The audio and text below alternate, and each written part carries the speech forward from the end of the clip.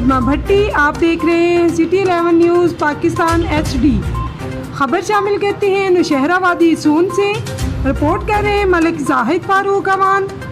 سالانہ شاہین super 4 plastic والی بال tournament زیر سرپرستی ملک دلاور اکرام اوان اور ملک عاقب خان نے انعقاد کیا۔ فائنل میچ شاہین کلب ڈھاکہ اور کپری کلب کے مابین کھیلا گیا، جس کے مہمان سابق صوبائی وزیر ملک آصف اوان اور سماجی شخصیت محمد ممتاز ملک تھے۔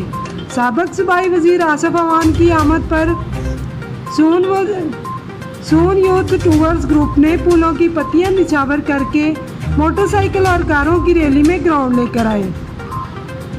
والی بال گراؤنڈ پہنچنے پر وادی سون کی سماجی شخصیت کونسلر ملک محمد علی اوان، میاں ظہیر الحسن، ملک اکرام افضل، ماسٹر شہزاد، ملک شبیر اوان، ملک شاہد بجرال، ملک شباگ بجرال، تصدق شاہ اور دیگر علاقہ معززین نے ڈھول کی تھاپ پر استقبال کیا۔